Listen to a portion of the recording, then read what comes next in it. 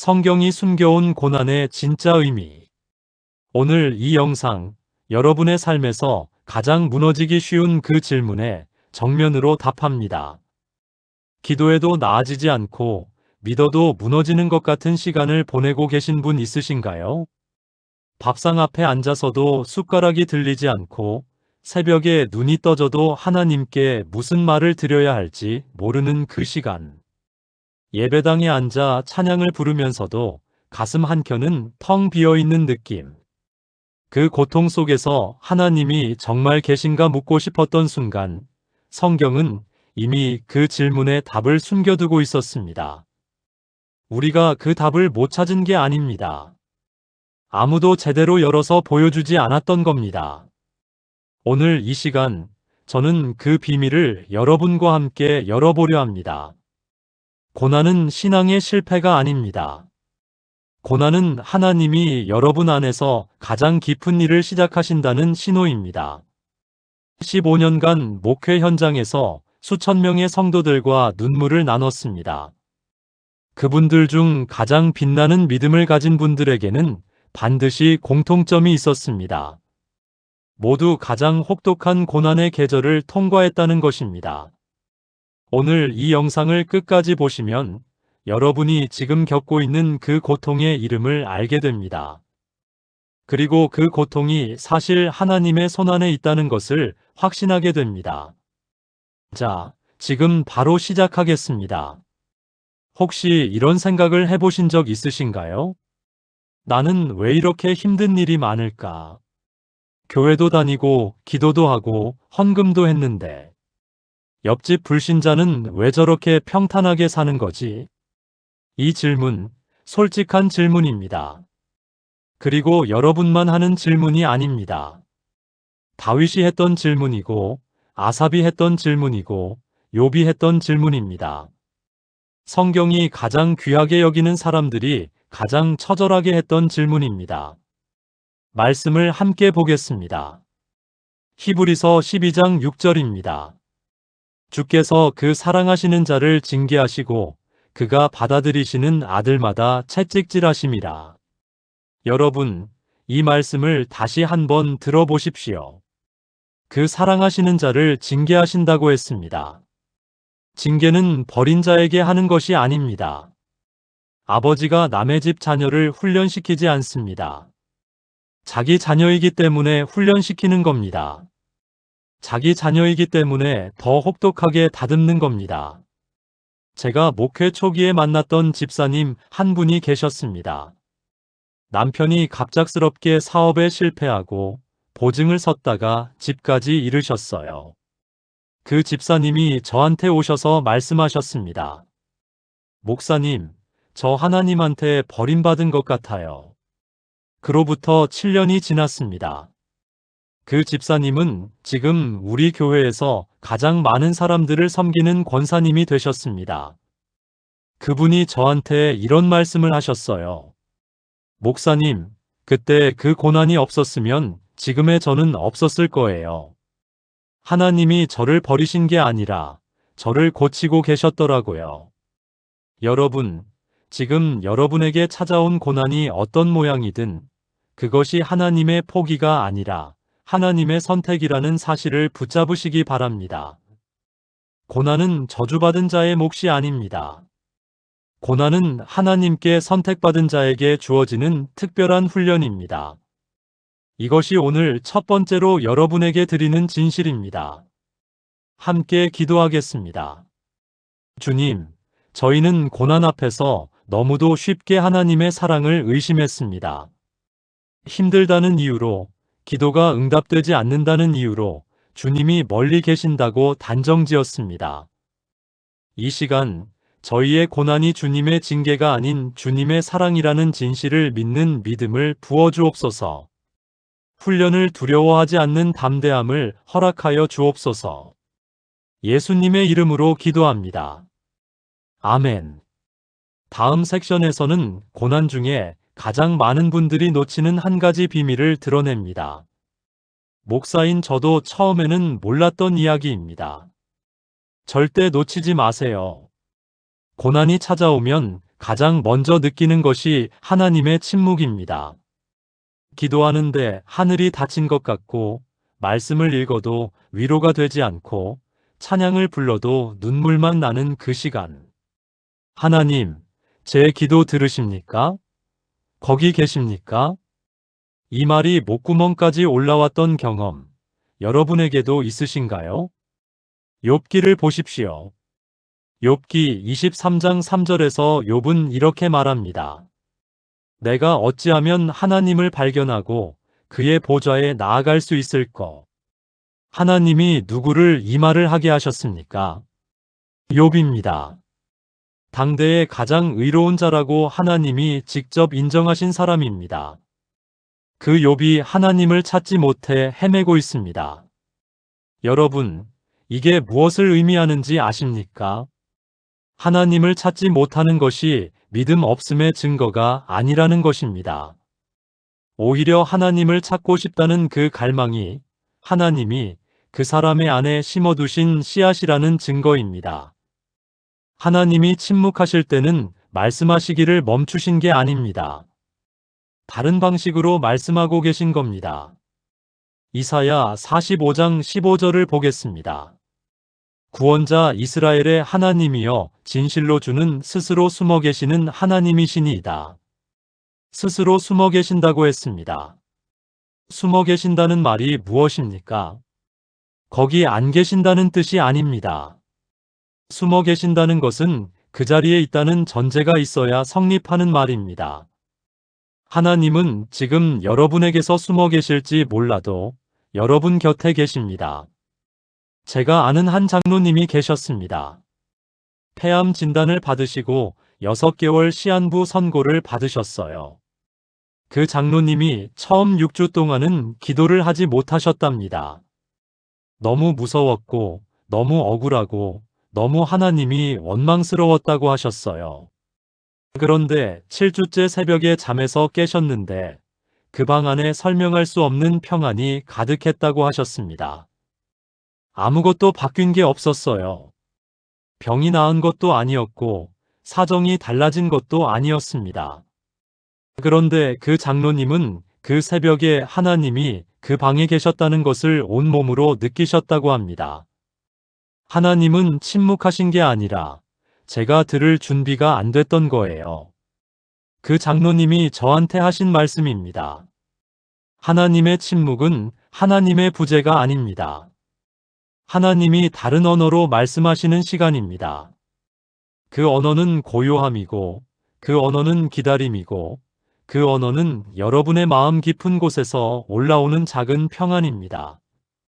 지금 이 말씀이 여러분의 마음에 와 닿으신다면 하나님은 지금 이 순간도 여러분에게 말씀하고 계신 겁니다. 함께 기도하겠습니다.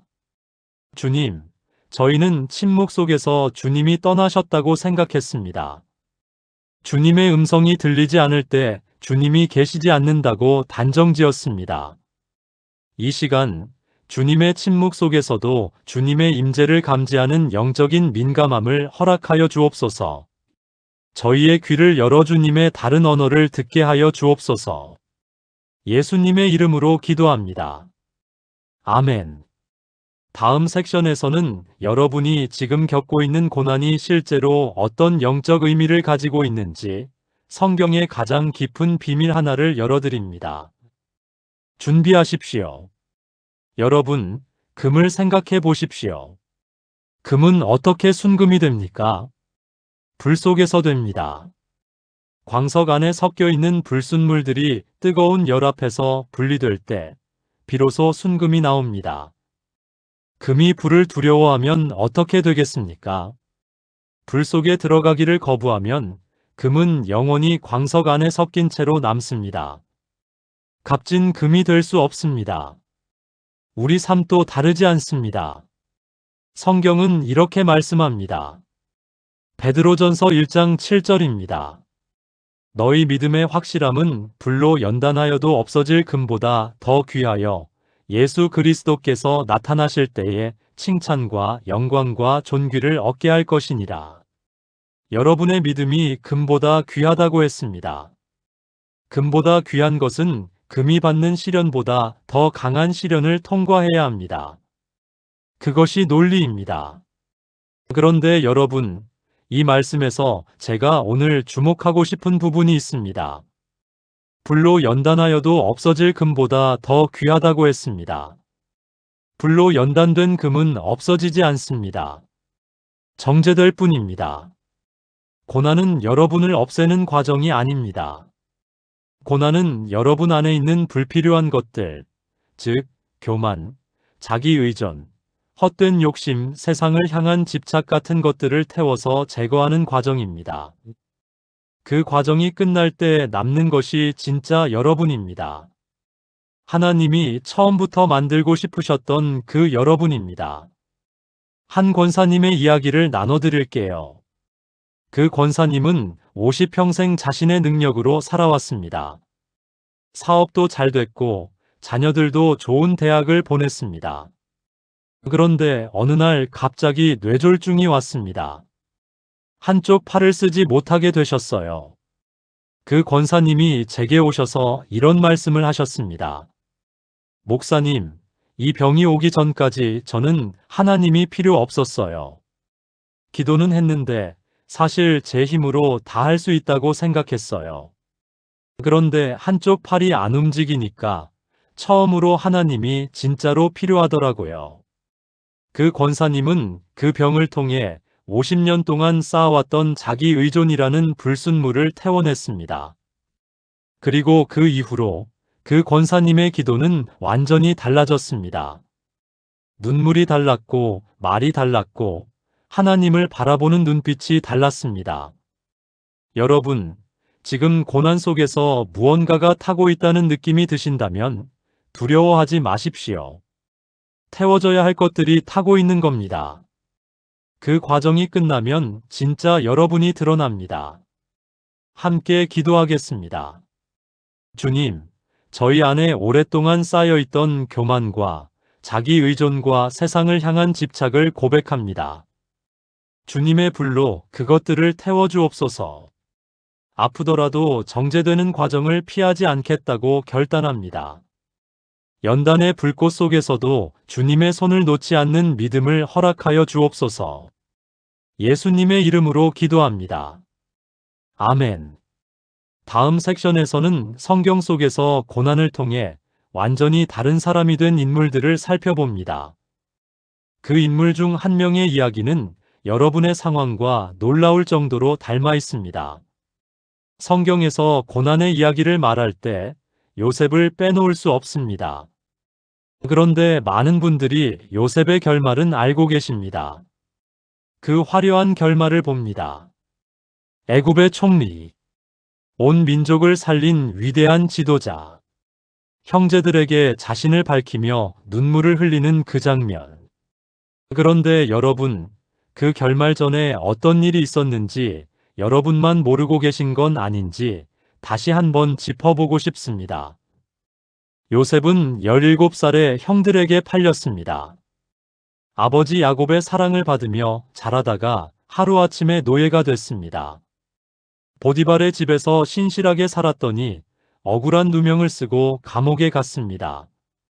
감옥에서 술 맡은 관원장의 꿈을 해석해 주었더니 그 관원장은 나가서 요셉을 완전히 잊어버렸습니다.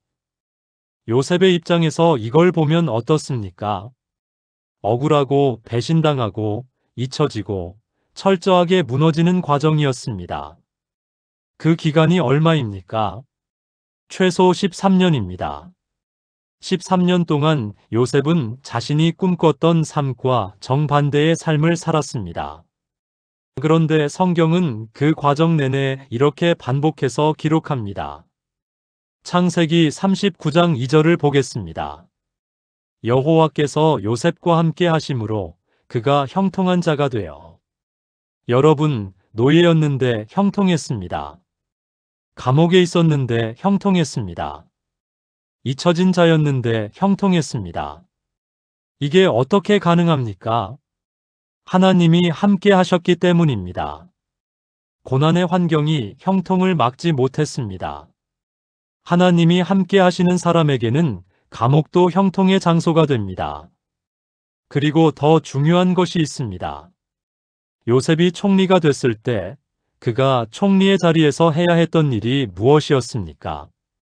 7년 풍년을 준비하고 7년 기근에 식량을 분배하는 일이었습니다. 그 일을 하려면 어떤 사람이어야 했겠습니까? 배신을 당해봤어야 했습니다. 아무도 나를 기억하지 않는 시간을 버텨봤어야 했습니다.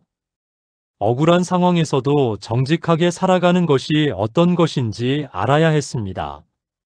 하나님은 요셉을 총리로 세우시기 전에 13년이라는 학교를 통과시키셨습니다. 그 학교의 이름이 바로 고난이었습니다. 여러분, 지금 여러분이 통과하고 있는 이 시간에도 하나님은 여러분을 훈련시키고 계십니다. 지금 여러분이 겪고 있는 이 억울함, 이 배신, 이 기다림이 사실은 하나님이 여러분에게 주시는 준비의 시간입니다. 그 시간이 끝날 때 여러분이 서게 될 자리를 위한 준비입니다. 함께 기도하겠습니다. 주님, 저희는 지금 이 고난의 시간이 너무 길다고 느낍니다. 언제쯤 끝날지 모른다는 두려움이 있습니다. 그러나 요셉을 13년 동안 훈련시키신 하나님이 저희도 포기하지 않으셨음을 믿습니다. 지금 이 시간이 저희를 위한 준비의 시간임을 받아들이는 믿음을 허락하여 주옵소서. 요셉처럼 어떤 환경에서도 하나님과 함께하는 형통을 누리게 하옵소서. 예수님의 이름으로 기도합니다. 아멘. 다음 섹션에서는 여러분이 고난 속에서 해야 할 가장 중요한 한 가지를 말씀드립니다. 많은 분들이 이것을 거꾸로 하고 계십니다. 고난이 찾아오면 사람들은 크게 두 가지 반응을 합니다. 첫 번째는 더 열심히 뭔가를 하려고 합니다. 더 열심히 기도하고, 더 많이 금식하고, 더 헌금하고, 더 봉사합니다. 이 고난을 내 노력으로 끝내려고 합니다. 두 번째는 완전히 포기합니다. 기도도 멈추고 예배도 나가지 않고 모든 것을 내려놓아 버립니다. 그런데 성경이 말하는 고난 속에서의 태도는 이 두 가지가 아닙니다. 시편 46편 10절을 보겠습니다. 이르시되 너희는 가만히 있어 내가 하나님 됨을 알지어다. 가만히 있으라고 하셨습니다. 여기서 가만히 있으라는 표현의 히브리어 원어는 라파인데 이것은 단순히 아무것도 하지 말라는 의미가 아닙니다. 힘을 빼라, 놓아버려라, 내려놓아라는 의미입니다. 내가 이 상황을 컨트롤하려는 힘을 빼고 하나님이 하나님 되심을 인정하라는 것입니다. 이게 얼마나 어렵습니까? 특히 인생의 연륜이 있으신 분들일수록 평생 자기 힘으로 살아오신 분들일수록 이 가만히 있으라는 말씀이 너무 어렵습니다. 그런데 이것이 고난 속에서 하나님이 원하시는 태도입니다. 내가 내 고난을 해결하려는 자리에서 하나님께 내 고난을 드리는 자리로 이동하는 것. 이것이 고난 속에서 여러분이 해야 할 단 하나입니다. 제가 사역 초기에 개인적으로 심한 번아웃을 경험한 적이 있습니다. 목회자인데도 불구하고 하나님의 말씀이 아무런 감동이 없는 시간이 왔습니다. 설교를 준비하면서도 공허했고 성도들을 만나면서도 아무런 에너지가 없었습니다. 그때 제가 했던 행동이 무엇인지 아십니까? 더 많은 책을 읽으려고 했고, 더 많은 세미나에 참석하려고 했고, 더 열심히 뭔가를 하려고 했습니다. 그런데 그럴수록 더 공허해졌습니다. 그러다 어느 새벽에 하나님 앞에 앉아서 이렇게 고백했습니다. 주님, 저 모르겠습니다. 저 힘이 없습니다. 저 아무것도 안 하겠습니다. 주님이 하셔야 합니다. 그 기도가 끝나고 놀라운 일이 일어났습니다. 그날 새벽부터 조금씩 회복이 시작됐습니다. 내가 내려놓을 때 하나님이 일을 시작하셨습니다. 여러분, 지금 이 순간 어떤 고난 앞에 계십니까? 그 고난을 내 힘으로 해결하려는 두 손을 내려놓아 보십시오. 주님, 이것은 주님의 것입니다. 제가 내려놓습니다. 이 고백 하나가 여러분의 고난을 변화시키는 시작점이 됩니다. 함께 기도하겠습니다. 주님, 저희는 고난 앞에서 너무 많이 발버둥쳤습니다. 내 힘으로 해결하려 하고 내 방법으로 벗어나려 했습니다. 이 시간 그 모든 것을 내려놓습니다. 주님이 하나님 되심을 인정합니다. 이 고난을 주님의 손에 드립니다. 주님이 이 상황의 주인이 되어 주옵소서. 예수님의 이름으로 기도합니다. 아멘.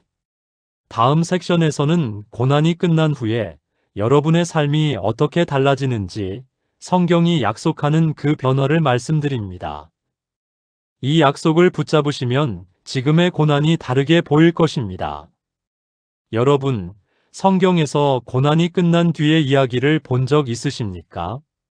고난의 이야기는 고난으로 끝나지 않습니다. 성경에서 고난은 반드시 회복으로 이어집니다. 욥기를 보겠습니다. 욥기 42장 10절입니다. 욥이 그의 친구들을 위하여 빌매 여호와께서 욥의 곤경을 돌이키시고 여호와께서 욥에게 이전 소유보다 갑절이나 주신지라. 갑절이라고 했습니다. 잃은 것을 돌려주신 게 아닙니다. 갑절을 주셨습니다. 이것이 고난 후에 하나님이 하시는 일입니다. 그런데 여기서 여러분이 놓치지 말아야 할 것이 있습니다. 욥이 그의 친구들을 위하여 빌매라는 전제가 붙어 있습니다. 욥의 회복은 욥이 자신을 힘들게 했던 사람들을 위해 기도하는 것에서 시작됐습니다. 억울하게 한 사람들, 상처를 준 사람들, 고난 중에 더 아프게 했던 사람들을 위해 기도하는 것. 이것이 욥의 회복을 여는 열쇠였습니다. 여러분, 지금 여러분의 고난 중에 여러분을 가장 아프게 한 사람이 있으십니까? 그 사람의 이름을 하나님 앞에 가져가 보십시오. 하나님, 그 사람을 용서합니다. 그 사람을 축복합니다. 이 기도가 올라갈 때 여러분의 고난의 계절이 끝나는 신호를 하나님이 보내시기 시작합니다. 그리고 욥의 회복에는 또 하나의 중요한 사실이 있습니다. 욥이 고난을 통과하기 전에 욥과 고난을 통과한 후에 욥은 다른 사람입니다. 욥기 42장 5절에서 욥은 이렇게 말합니다. 내가 주께 대하여 귀로 듣기만 하였사더니 이제는 눈으로 주를 배움나이다. 고난 전에 욥은 하나님에 대해 들어서 알았습니다. 고난 후에 욥은 하나님을 눈으로 보았습니다. 이게 고난이 하는 가장 위대한 일입니다. 하나님에 대한 지식을 하나님과의 만남으로 바꾸는 것. 책으로 읽은 하나님을 실제로 경험한 하나님으로 바꾸는 것. 그것이 고난의 가장 깊은 선물입니다. 여러분, 지금 이 고난이 끝나면 여러분도 욥처럼 고백하게 될 것입니다. 이제는 눈으로 주를 배움나이다. 그날이 반드시 옵니다. 함께 기도하겠습니다. 주님, 저희 안에 아직도 용서하지 못한 이름들이 있습니다. 상처를 준 사람들, 억울하게 한 사람들이 있습니다. 이 시간 그 이름들을 주님 앞에 가져갑니다. 주님이 그들을 용서하셨듯이 저희도 용서합니다. 고난을 통과한 뒤 더 깊이 주님을 알게 되는 욥의 고백이 저희의 고백이 되게 하옵소서. 회복의 갑절을 약속하신 하나님을 붙잡습니다. 예수님의 이름으로 기도합니다. 아멘. 마지막 섹션에서는 오늘 이 모든 말씀을 하나로 묶어주는 가장 결정적인 진실을 말씀드립니다. 이 진실 하나가 여러분의 고난을 향한 시각을 완전히 바꿔놓을 것입니다. 절대 자리를 뜨지 마십시오. 오늘 마지막으로 드리고 싶은 말씀입니다. 지금까지 고난이 훈련이라고 했습니다. 고난이 정죄의 과정이라고 했습니다. 고난이 준비의 시간이라고 했습니다. 고난이 회복의 전조라고 했습니다. 그런데 이 모든 것을 하나의 문장으로 압축하면 무엇이 됩니까? 고난은 하나님이 여러분에게 보내는 사랑의 편지입니다. 이 말이 낯설게 느껴지시는 분도 계실 겁니다. 고난이 어떻게 사랑의 편지가 될 수 있냐고 생각하실 수도 있습니다. 그런데 요한복음 11장을 보겠습니다. 나사로가 병들었을 때 마리아와 마르다는 예수님께 소식을 전합니다. 그때 그들이 전한 메시지가 무엇이었는지 아십니까? 요한복음 11장 3절입니다. 주여 보시옵소서, 사랑하시는 자가 병들었나이다. 사랑하시는 자가 병들었나이다. 이 문장이 너무도 중요합니다. 병든 것과 사랑받는 것은 서로 모순이 아닙니다. 예수님이 사랑하시는 자가 병드는 일이 일어난다는 것을 성경이 분명하게 기록하고 있습니다. 그리고 예수님은 이 소식을 들으시고 곧바로 달려가지 않으셨습니다. 요한복음 11장 6절을 보면 소식을 들으신 후 이틀을 더 계시다가 가셨습니다. 마리아와 마르다의 입장에서 이게 어떻게 보였겠습니까? 우리 오빠가 죽어가는데 왜 안 오시는 거야? 우리를 사랑한다고 하셨는데 왜 이렇게 늦으시는 거야? 여러분, 이 감정이 낯선 감정입니까? 지금 여러분이 하나님 앞에서 느끼고 있는 그 감정 아닙니까? 하나님, 왜 이렇게 늦으세요? 왜 제 기도에 응답이 없으세요? 그런데 예수님이 이틀을 더 계신 이유가 있었습니다. 나사로를 살리기 위해서였습니다. 더 정확히는 나사로의 병을 고치는 것이 아니라 죽은 나사로를 살리는 기적을 위해서였습니다. 병을 고치는 것과 죽음을 이기는 것은 차원이 다른 기적입니다. 하나님은 여러분의 고난을 빠르게 끝내는 것이 목표가 아닙니다. 하나님은 그 고난을 통해 더 큰 기적을 예비하고 계십니다. 예수님이 나사로의 무덤 앞에서 하신 행동을 기억하십시오. 요한복음 11장 35절, 성경에서 가장 짧은 구절입니다. 예수께서 눈물을 흘리시더라. 하나님이 우십니다. 여러분의 고난 앞에서 하나님이 우십니다. 하나님은 여러분의 아픔에 무감각하지 않으십니다. 하나님은 여러분의 눈물을 무시하지 않으십니다. 하나님은 지금 여러분이 겪고 있는 그 고통 앞에서 함께 눈물을 흘리고 계십니다. 그 눈물을 흘리시면서 동시에 기적을 준비하고 계십니다. 나사로야, 나오라. 이 음성이 여러분의 삶에도 울려 퍼질 날이 반드시 옵니다. 지금 여러분이 묶여있는 수위가 풀리는 날이 옵니다. 지금 여러분이 갇혀있는 무덤의 돌이 굴려지는 날이 옵니다. 그날을 향해 오늘 이 고난의 시간을 버텨나가시기 바랍니다. 하나님의 지연은 하나님의 포기가 아닙니다. 하나님의 지연은 더 큰 기적을 위한 준비입니다. 그리고 그 준비 과정 내내 하나님은 여러분 곁에서 함께 눈물을 흘리고 계십니다. 이것이 고난의 진짜 의미입니다. 이것이 성경이 숨겨온 고난의 비밀입니다. 고난은 끝이 아닙니다.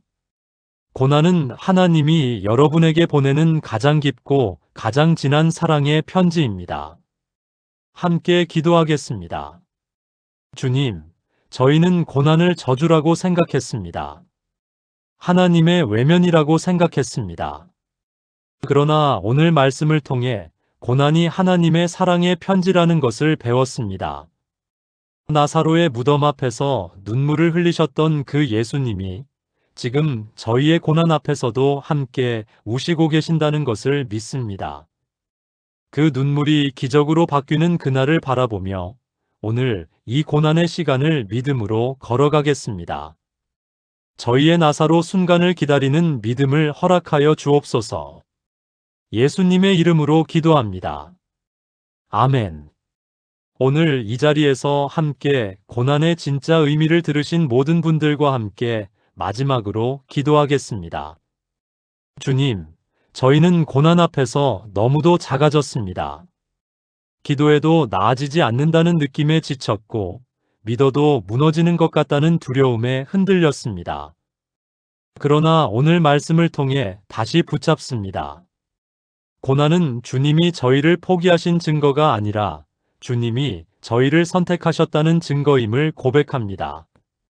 주님의 침묵 속에서도 주님은 저희 곁에 계셨고 저희가 느끼지 못했을 뿐 한 번도 떠나지 않으셨음을 인정합니다.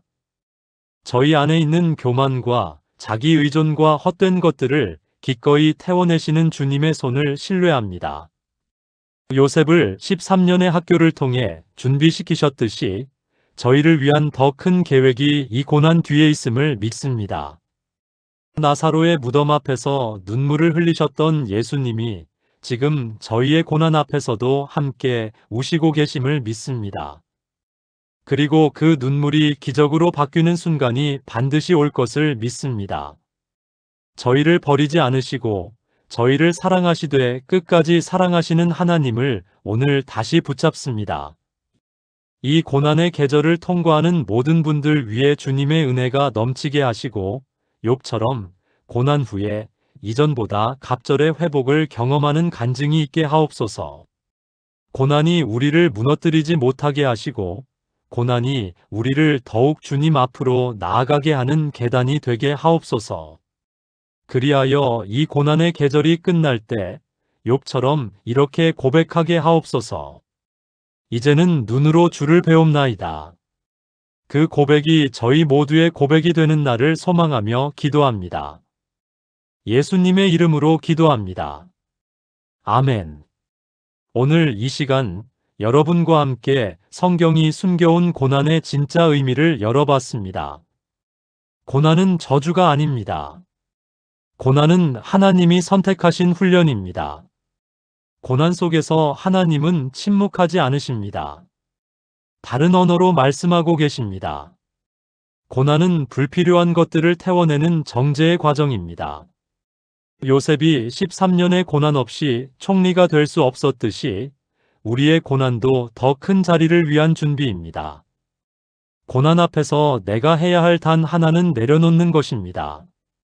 고난 후에 하나님은 반드시 갑절로 회복시키십니다. 그리고 무엇보다 고난은 하나님이 여러분에게 보내는 사랑의 편지입니다. 나사로의 무덤 앞에서 눈물 흘리신 예수님이 지금 여러분 곁에 서 계십니다. 그리고 말씀하고 계십니다. 나사로야, 나오라. 여러분의 이름을 불러 무덤에서 나오게 하실 그 음성이 반드시 올 것입니다. 오늘 이 영상이 도움이 되셨다면 지금 바로 좋아요를 눌러주십시오. 여러분의 좋아요 하나가 똑같은 고난 속에서 무너지고 있는 누군가에게 이 말씀이 전해질 수 있는 통로가 됩니다. 구독 버튼을 아직 누르지 않으신 분이 계십니까? 지금 구독 버튼을 눌러주십시오. 매주 여러분의 신앙을 새롭게 하는 말씀을 이곳에서 나눕니다. 구독해 두시면 말씀이 올라올 때마다 알림을 받으실 수 있습니다. 옆에 있는 알림 설정 버튼 꼭 눌러두십시오. 그리고 지금 고난 중에 있는 분이 여러분 주변에 계십니까? 그분에게 이 영상을 보내주십시오. 말로는 위로가 안 될 때 이 말씀이 그분의 마음을 붙잡아 드릴 것입니다. 다음 영상에서는 많은 분들이 기도하면서 범하는 결정적인 실수 하나를 다룹니다. 그 실수 하나 때문에 수십 년 기도가 응답되지 않는 경우가 있습니다. 이것은 신학교에서도 잘 가르쳐주지 않는 내용입니다. 다음 영상 절대 놓치지 마십시오. 여러분의 고난이 하나님의 손 안에 있습니다. 그 손이 여러분을 놓지 않습니다. 오늘도 이 말씀이 여러분의 하루를 붙들어 주시기를 진심으로 축복합니다.